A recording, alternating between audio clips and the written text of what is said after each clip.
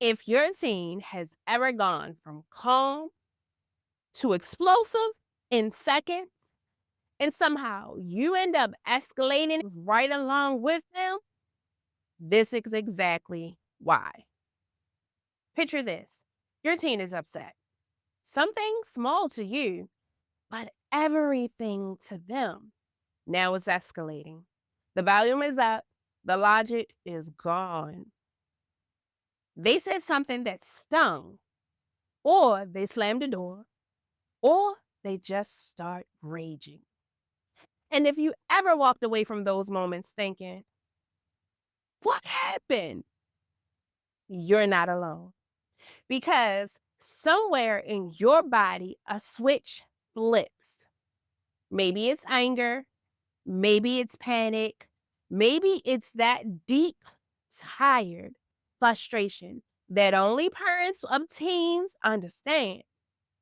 And then you react. You say something, you raise your voice, you shut down, you walk away.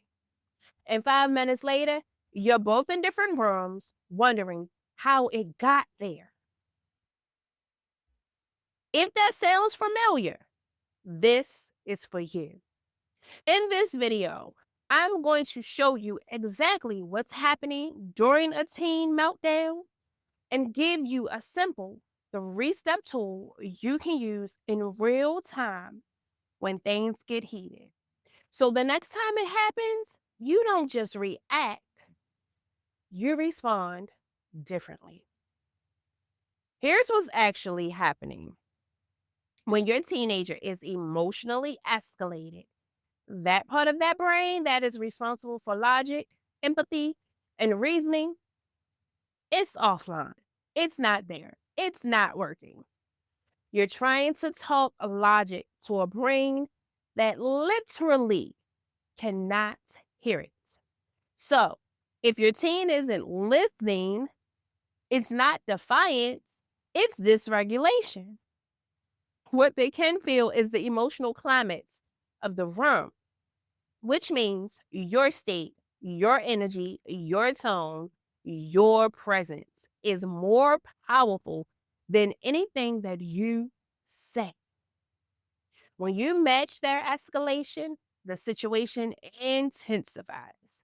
But when you stay regulated, you give their nervous system something to settle against.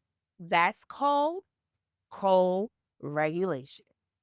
And it changes everything. Let me show you what this looks like. So I work with a mom who had a 16-year-old daughter. Sweet girl. But when she got upset, baby, she exploded.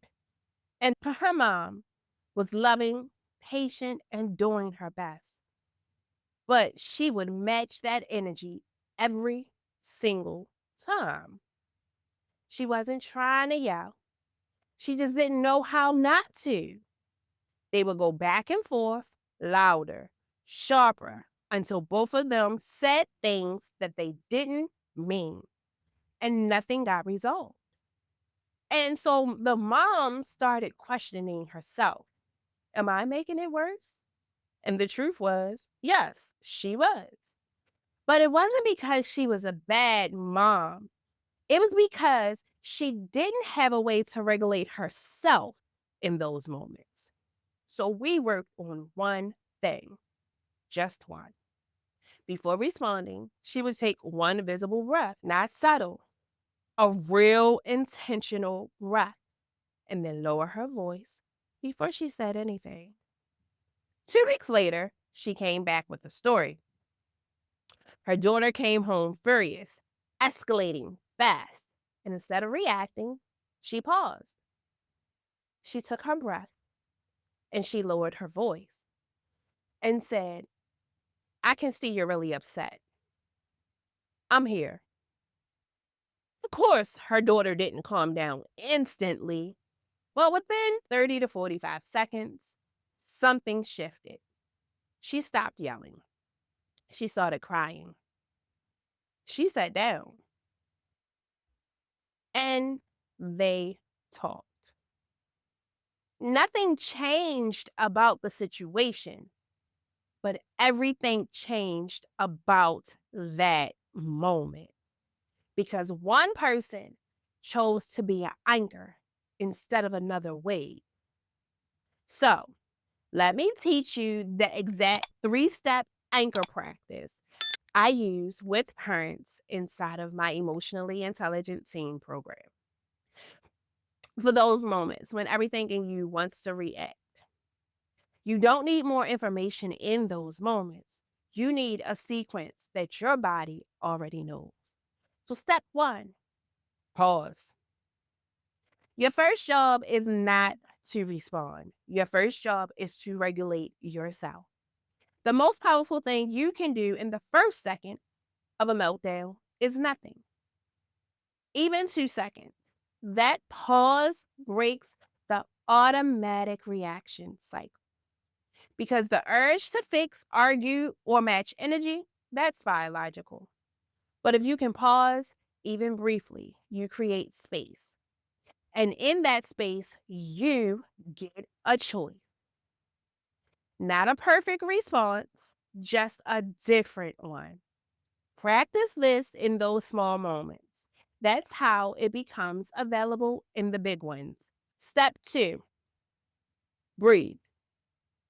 Now, breathe deliberately.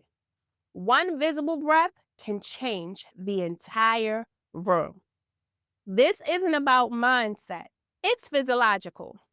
When you breathe in for 4 and out for 6, you activate your body's calming system. And here's the part that most people miss. When your teen sees you take that breath, their nervous system notices. Not consciously, but it registers and it creates a window.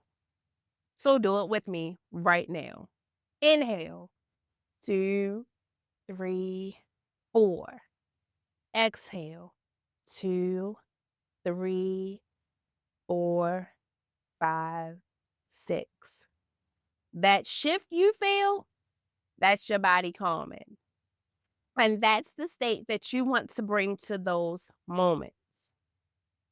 If you can see yourself using this already, drop the word anchored in the comments because that's exactly what you're becoming. Not perfect, just steady. Step 3, your voice. Your tone teaches safety before your words teach meaning. Your teen's nervous system reacts to your voice before it processes what you're actually saying. So if your voice rises, it signals threat. But if you lower it intentionally, you signal safety. You don't have to whisper, just drop your voice one level. Slow your speech one beat. And then simply say, I see you're upset. I'm here. Take your time. That tone carries more weight than perfect words ever will. If you want a deeper breakdown of this, grab my book, Bridging the Teen Gap, in the description because it walks you through this in detail. And if you want support applying this into your specific situation, book a free discovery call so we can figure out what this looks like for you and your team. So, here's what we covered: pause, breathe, lower your voice, and then say the simplest, true thing. Because here's the truth: you can't out logic a dysregulated teen, but you can out calm them. And that starts in your body, not your words. Now, imagine with me the next time that your teen escalates, you feel that familiar trigger. But instead of reacting, you pause, you breathe, you lower your voice, and something shifts. Not instantly, but enough. The volume drops, their energy changes, and your team starts seeing you differently. That's anchor energy, and it's available to you. You're not going to do this perfectly. You're human, if you didn't know. You'll get it right sometimes and not others. And that's okay. Because your teen isn't measuring perfection, they're feeling your effort. And that matters more than you think. If you're tired of the same arguments playing out over and over, and you're ready to respond differently, the emotionally intelligent teen method is where we do this work together. Start with bridging the teen gap, then book your free call if you're ready for more. If this video helped you, be sure to like, subscribe, and drop the word anchor in the comments if you're committing to this. And here's your assignment. Practice the breath today, not during the meltdown. Just practice it. So your body knows it before you need it. And next Thursday, we're talking about how to break the cycle and parent differently than you were raised. Because a lot of what we're reacting to didn't start with your teen. This one goes deep. Take care of yourself and remember, you are the anchor, so act like it. Now, I'll see you guys in the next video.